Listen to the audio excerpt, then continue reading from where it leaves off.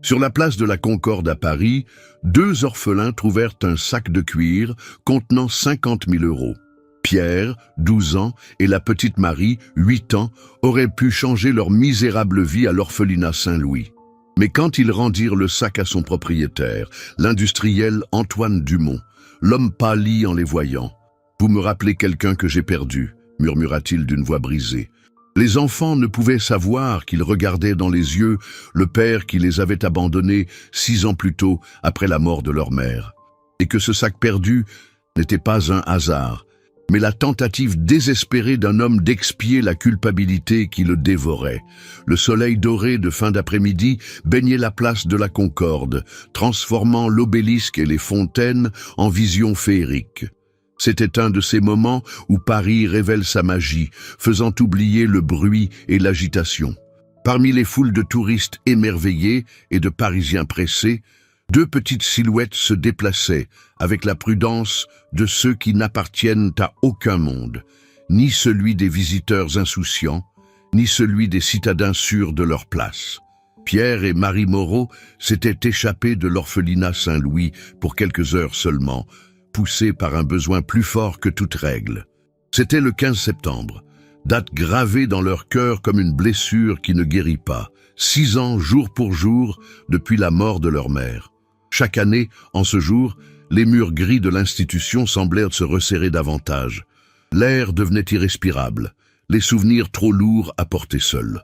Pierre, 12 ans, qui en paraissait 15 par la dureté dans ses yeux, guidait sa petite sœur à travers la foule, avec l'expertise d'un vétéran urbain. Il avait appris à se mouvoir invisible, à éviter les regards curieux, à se camoufler. Les vêtements propres mais usés, jeans rapiécés, sweats délavés de l'orphelinat, baskets qui avaient connu des jours meilleurs, le marquaient comme étranger, mais il avait appris qu'en marchant avec assurance, personne ne posait de questions. Marie, 8 ans de grâce malgré tout, suivait son frère avec une confiance absolue. Ses cheveux châtains rassemblés en nattes imparfaites que Pierre avait tressées le matin, la robe à fleurs déjà trop petite mais qu'elle refusait d'abandonner parce que maman la lui avait achetée, les yeux noisettes qui regardaient le monde avec une curiosité que même l'orphelinat n'avait pu éteindre. Il n'avait pas de destination précise. Il voulait juste respirer, voir autre chose que la cour de béton où ils passaient leur journée, faire semblant pendant quelques heures d'être des enfants normaux avec un foyer où rentrer. Ils s'étaient arrêtés devant les vitrines illuminées, avaient observé les familles qui se promenaient main dans la main, s'étaient acheté une glace avec les quelques euros économisés sur leurs maigres argents de poche. Le soleil déclinait derrière les immeubles haussmanniens quand ils décidèrent de rentrer. Sœur Marguerite remarquerait leur absence au dîner de 18 heures et les punitions pour les fugues étaient sévères. Mais cela en avait valu la peine. Pendant quelques heures, ils avaient été justes, Pierre et Marie, pas les Moreau de l'aile ouest, ceux que personne n'a voulu adopter. C'est en traversant le côté sud de la place que Marie trébucha. Un lacet défait s'était pris dans quelque chose. Pierre se pencha pour la libérer et vit le sac. C'était un sac de cuir marron foncé, de ce cher qu'il avait vu dans les vitrines du centre. Pas un sac à main de femme, mais une serviette d'homme élégante, avec des boucles de laiton et des coutures parfaites. Il gisait à moitié caché entre un banc de pierre et un bac à fleurs, comme s'il avait glissé et que le propriétaire ne s'en était pas aperçu. Pierre regarda autour de lui. La place grouillait de monde, mais personne ne semblait chercher quelque chose. Personne ne regardait au sol avec inquiétude. Le cœur battant, il souleva le sac. Il était lourd, beaucoup plus lourd qu'un sac vide devrait l'être. Marie le regardait avec ses yeux qui disaient tout sans avoir besoin de mots. La même question brillait dans l'esprit des deux. Qui y avait-il dedans? Pierre lutta avec la tentation pendant de longues secondes. Il savait qu'il ne devrait pas l'ouvrir, que la bonne chose à faire était de l'apporter à la police. Mais la curiosité, jointe à une pensée plus sombre, et s'il contenait quelque chose qui pourrait changer leur vie, l'emporta. Ils s'assirent sur le banc, le sac entre eux comme un trésor interdit. Avec des mains légèrement tremblantes, Pierre ouvrit la fermeture principale. Le souffle lui manqua. De l'argent. Des liasses et des liasses de billets de 50 et 100 euros attachés avec des élastiques bancaires. Il ne pouvait en croire ses yeux. Avec précaution, il en sortit une, comptant rapidement. 5 000 euros dans une seule liasse. Et il y en avait au moins 9 autres. 50 000 euros. Une somme astronomique pour 2 enfants qui recevaient 5 euros d'argent de poche par semaine, quand tout allait bien. Une somme qui pourrait signifier la liberté, la fuite, une nouvelle vie loin des règles étouffantes et des repas toujours identiques de l'orphelinat. Les mains de Pierre tremblaient en remettant l'argent dans le sac. Son esprit calculait rapidement les possibilités. Avec cet argent, il pourrait s'enfuir, prendre un train vers le sud, louer une chambre. Il pourrait chercher du travail en mentant sur son âge. Marie pourrait aller dans une école normale, avoir de vrais amis, ne plus être l'orpheline, mais juste Marie. Mais alors que ses pensées tourbillonnaient, sa main toucha autre chose dans le sac. Un portefeuille de cuir, assorti, gonflé de cartes. Il l'ouvrit, et le rêve de fuite commença à s'effriter. Des papiers au nom d'Antoine Dumont, des cartes de crédit platine, d'élégantes cartes de visite le présentant comme PDG des industries textiles Dumont. Une adresse dans le 16e arrondissement, quartier que Pierre ne connaissait que pour l'avoir vu à la télévision, là où vivaient les riches de Paris. Mais ce fut la photographie qui stoppa définitivement toute fantaisie de fuite. Plastifiée et usée au coin d'avoir été touchée souvent, elle montrait un homme distingué dans la quarantaine, enlaçant une belle femme brune, entre 2 enfants. Un garçon d'environ 6 ans et une toute petite fille. Ils souriaient tous, le bonheur parfait capturé dans un moment qui semblait éternel. Pierre fixa longuement cette photo. Cet homme avait une famille. Peut-être que cet argent servait à quelque chose d'important, une opération médicale, une rançon, qui sait. Ce n'était pas juste des morceaux de papier, mais peut-être le salut de quelqu'un. Comme lui et Marie, cette famille aussi avait des besoins, des peurs, des espoirs. Il regarda sa petite sœur qui caressait le sac avec révérence, comme si c'était un animal de compagnie qu'elle voulait garder.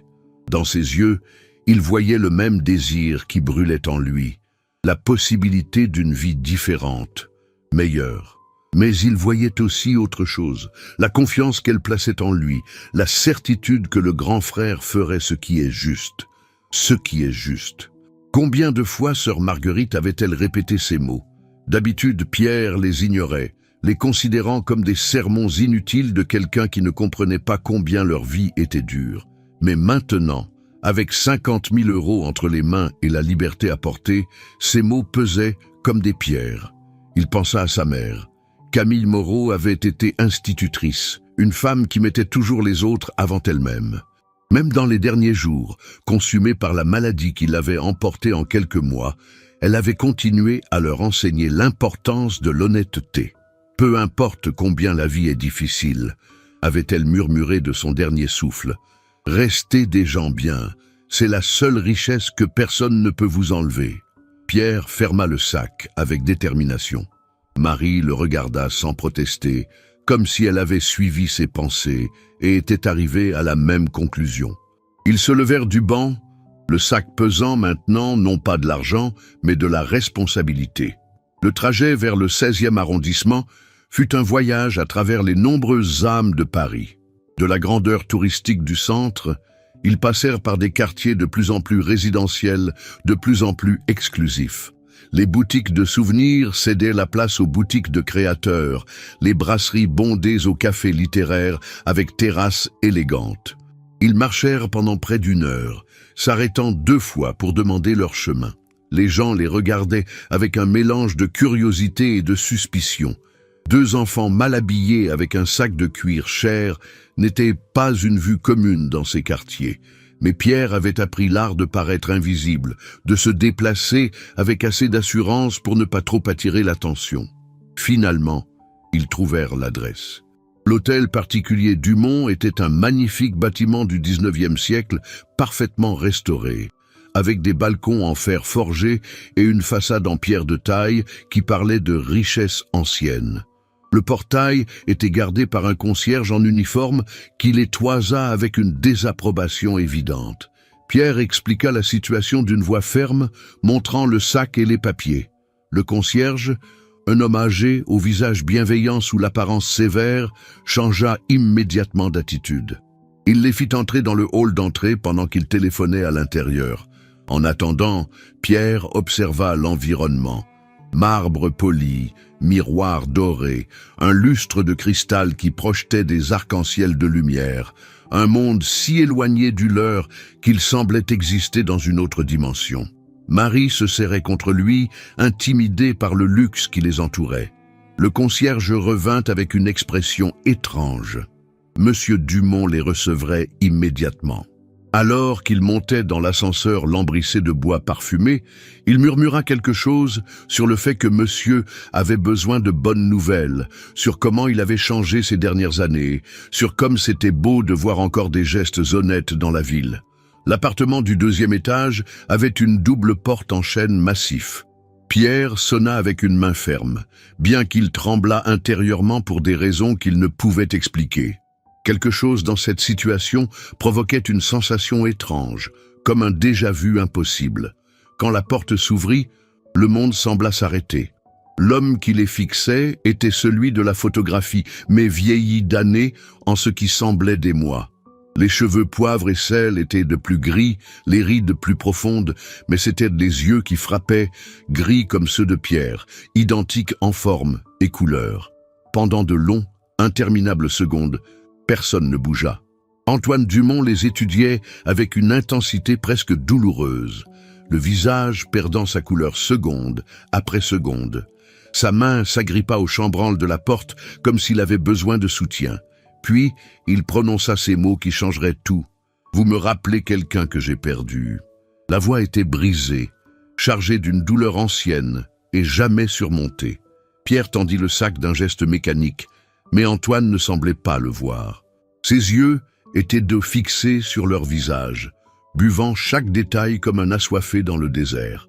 Quand finalement Pierre réussit à se présenter, Pierre et Marie Moreau, de l'orphelinat Saint-Louis, l'effet fut dévastateur. Antoine émit un son qui était à la fois sanglot et rire hystérique, les genoux cédant tandis qu'il glissait au sol. « Moreau !» répéta-t-il comme en transe. « Le nom de jeune fille de votre mère, Camille Moreau. » Et à ce moment, dans ce luxueux vestibule d'un hôtel particulier parisien, 3 vies séparées par le destin et les mauvais choix se retrouvèrent de la manière la plus improbable. Un sac perdu, ou peut-être laissé par le destin, avait ramené à la maison 2 enfants qui ne savaient pas qu'ils avaient un père vivant et rendu à un homme la possibilité de rédemption qu'il croyait perdue à jamais. L'appartement d'Antoine racontait une histoire d'abandon émotionnel. Photographies couvertes de poussière, pièces scellées, une atmosphère de mausolée qui contrastait avec le luxe évident. Tandis qu'il servait du chocolat chaud aux enfants avec des mains tremblantes, la vérité émergea comme du pus d'une blessure infectée. 6 ans auparavant, Antoine Dumont était un jeune entrepreneur à succès dans l'industrie textile, marié à Camille, une institutrice au cœur tendre. 2 enfants complétaient le tableau parfait. Pierre, âgé de 6 ans, et la petite Marie de 2 ans. Mais sous la surface dorée, la pourriture croissait inexorablement. Antoine était esclave de 2 maîtres impitoyables, le travail obsessionnel et le jeu compulsif. Les nuits au casino d'Enghien se multipliaient, les dettes croissaient comme des métastases, les mensonges s'accumulaient couche après couche. Camille avait supplié, menacé, pleuré. Il avait promis de changer avec la facilité de celui qui ment même à lui-même. La nuit fatidique, Antoine avait perdu une somme dévastatrice aux tables de jeu. Rentré ivre et désespéré, il avait trouvé Camille faisant les valises, déterminé à protéger les enfants de cette spirale destructrice. La dispute avait explosé violemment, des mots comme des lames, des accusations comme des balles. Tu aimes cette histoire, ma quoi? Laisse un petit like et abonne-toi à la chaîne. Maintenant, reprenons la vidéo. Les enfants terrifiés pleuraient dans leur chambre. Camille était sortie dans la nuit orageuse en jurant qu'elle reviendrait chercher les enfants le lendemain. Mais le lendemain n'est jamais venu pour elle. un accident sur le périphérique, la voiture écrasée contre la glissière centrale, mort instantanée sous la pluie battante. Antoine, anéanti par la culpabilité et noyé dans l'alcool, avait commis l'acte le plus vil de son existence. Il avait déclaré aux services sociaux qu'il ne pouvait pas élever les enfants. Il les avait regardés pendant qu'on les emmenait. Pierre qui criait désespérément, Marie qui pleurait en silence, sa poupée serrée contre sa poitrine. Les fonctionnaires avaient assuré que des enfants si jeunes seraient adoptés rapidement. Une belle famille les aimerait. Antoine s'était accroché à ce mensonge pour survivre à sa propre horreur. Mais la réalité avait été différente. Trop âgé pour être désirable, trop traumatisé pour être facile, Pierre et Marie étaient restés dans les limbes du système. Dans les années qui suivirent, Antoine avait reconstruit la façade de sa vie. Il avait arrêté de jouer par désespoir, plus que par volonté, multiplié les richesses, bâti un empire. Mais intérieurement, il était mort cette nuit pluvieuse, un fantôme bien habillé traversant des jours vides. Le sac, confessa-t-il d'une voix brisée, n'avait pas été perdu par hasard. Depuis des mois, il le laissait dans Paris, toujours avec la même somme, les 50 000 € perdus cette nuit maudite. C'était sa folle pénitence. Espérer que quelqu'un vole cet argent taché de sang. Mais il était toujours rendu, comme si l'univers refusait son expiation bon marché. Et maintenant, c'était précisément eux qui l'avaient trouvé, ses enfants. Le cercle se refermait avec une précision cruelle. Les semaines suivantes furent dominées par la bureaucratie et la méfiance mutuelle. Antoine voulait récupérer ses enfants, mais la loi érigeait des murs apparemment insurmontables. Il avait renoncé aux droits parentaux, trop de temps s'était écoulé, les traumatismes étaient profonds. L'assistante sociale, Madame Dubois, vétérane de 1000 drames familiaux, fut impitoyable dans son honnêteté. On ne pouvait pas récupérer des enfants comme des objets perdus. C'étaient des êtres humains façonnés par 6 ans d'abandon. Elle n'accorda que des rencontres supervisées dans l'environnement froid du tribunal pour enfants. Pierre portait 6 ans de colère comme une armure. Il restait assis raide pendant les rencontres, lançant des questions comme des flèches empoisonnées. Le jeu valait-il plus qu'eux? Savait-il combien de familles les avaient rejetés? Combien de nuits Marie avait appelé papa dans son sommeil? Antoine encaissait chaque coup sans se défendre. Il apportait des albums photos, tentait de combler les vides avec des souvenirs fanés, demandait pardon avec la monotonie d'une litanie. Mais les mots semblaient insuffisants face à l'énormité de la trahison. Marie observait tout avec ses yeux anciens. Elle ne gardait pas de souvenirs nets du père, seulement des sensations, des bras forts, un parfum de sécurité, des berceuses dans la nuit. Elle étudiait Antoine comme une énigme à déchiffrer. Le tournant arriva de manière inattendue à la 5e rencontre. Antoine apporta la guitare de Camille, gardée comme une relique sacrée. Quand ses doigts trouvèrent les notes de la berceuse que Camille chantait chaque soir, quelque chose se brisa en Pierre. Le garçon s'effondra en sanglots violents, des années de douleur explosant comme un barrage. Ce soir-là, de retour à l'orphelinat, Pierre parla à Marie de souvenirs enfouis. Le père qui construisait des forts de couverture, qui inventait des histoires de dragons et de princesses, qui les portait sur ses épaules en faisant semblant d'être un cheval. Mais il y avait aussi les ombres, les cris derrière les portes fermées, l'odeur d'alcool, la mère qui pleurait doucement en croyant ne pas être entendue. La proposition d'une famille d'accueil prête à accueillir les 2 enfants arriva comme un coup de tonnerre dans un ciel serein. Un couple solide, grande maison, stabilité économique, tout ce qu'il méritait. Antoine signa les consentements nécessaires d'une main ferme, sachant que c'était le bon choix. C'est alors que Pierre explosa. Il ne pouvait pas décider encore pour eux, ne pouvait pas les donner à nouveau comme des colis. Et dans cette colère, tous lurent la vérité. Malgré tout, Pierre voulait son père. Pas celui qu'il avait été, mais celui qu'il essayait désespérément de devenir. La juge des enfants proposa une solution peu orthodoxe, 6 mois de placement temporaire chez Antoine avec supervision constante. Si cela fonctionnait, on procéderait paradoxalement à l'adoption de ses propres enfants biologiques. Le jour du déménagement, l'orphelinat Saint-Louis semblait encore plus sinistre. Sœur Marguerite les embrassa en murmurant qu'ils auraient toujours un foyer là. au cas où les choses tourneraient mal.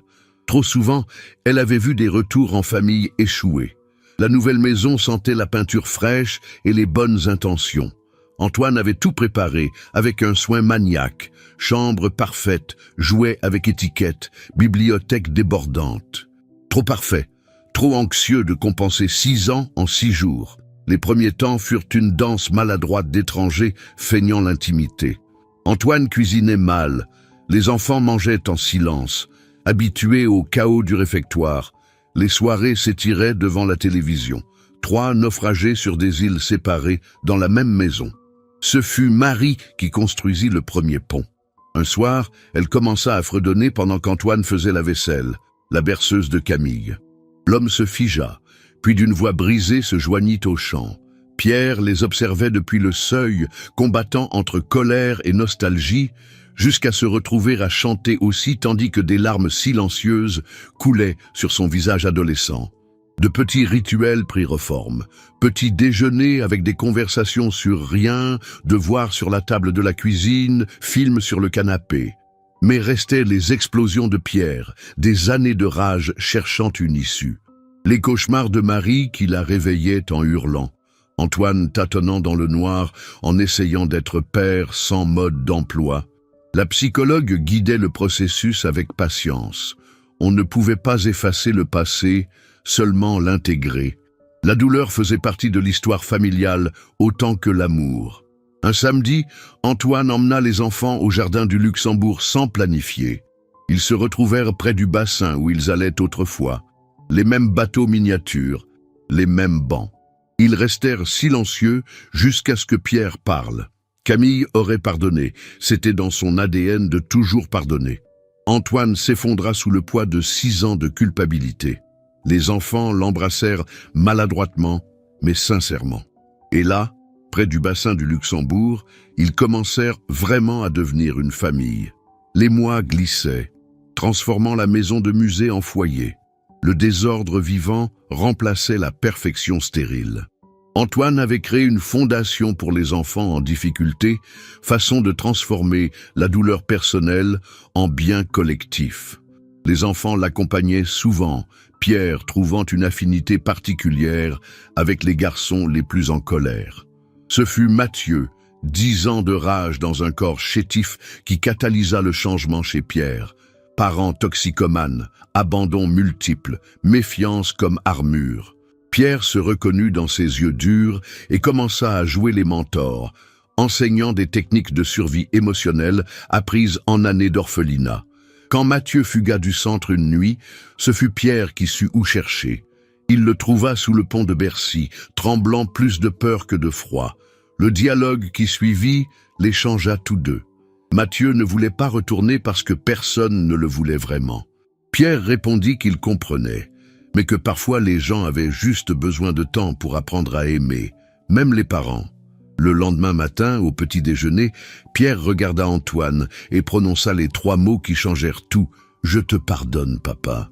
L'homme laissa tomber sa tasse, tandis que les larmes explosaient immédiatement. L'étreinte qui suivit valait 6 ans de silence.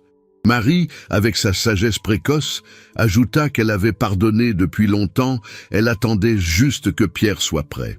L'approche de l'évaluation finale des 6 mois apporta de la tension.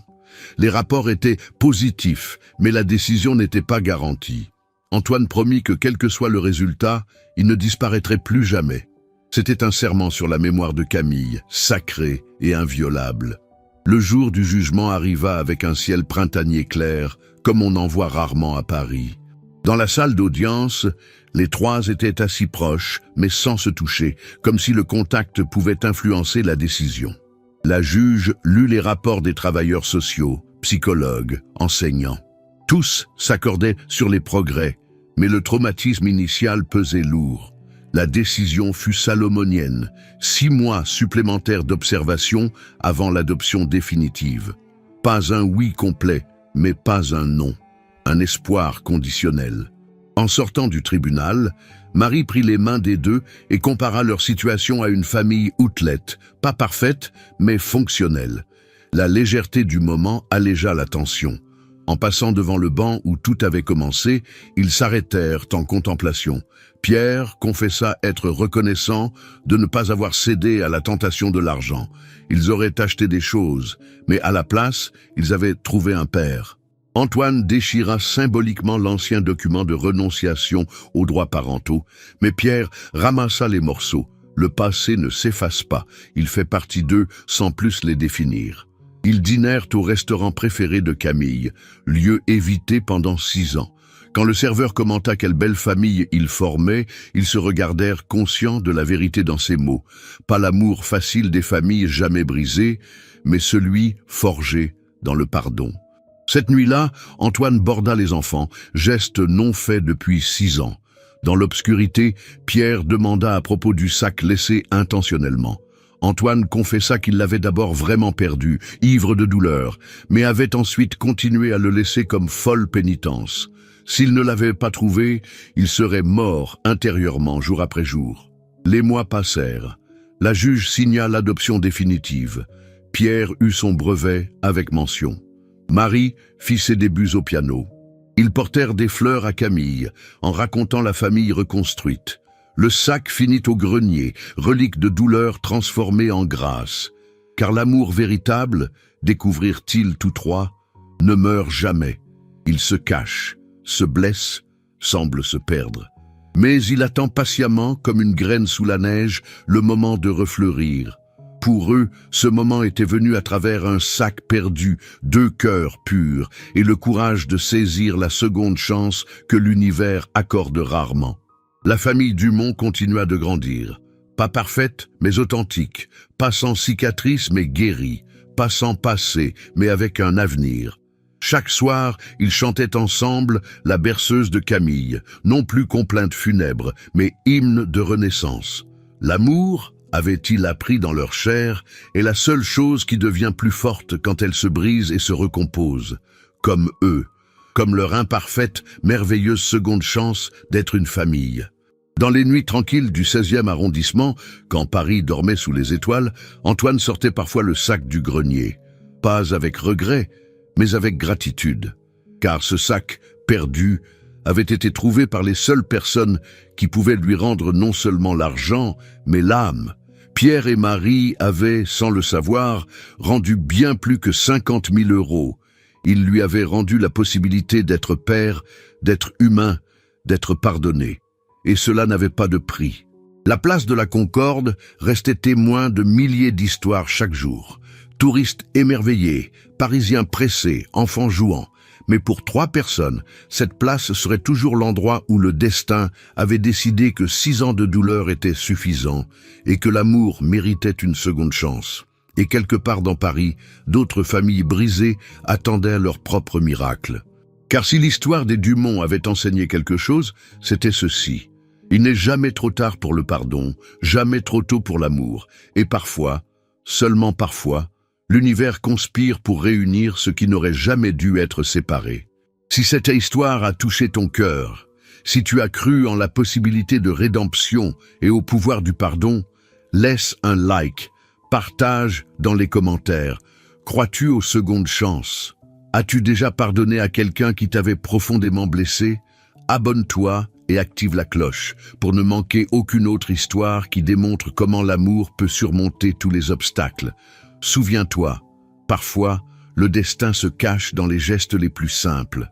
Un sac rendu, une main tendue, un cœur qui choisit de pardonner, ne ferme jamais la porte à la possibilité de recommencer.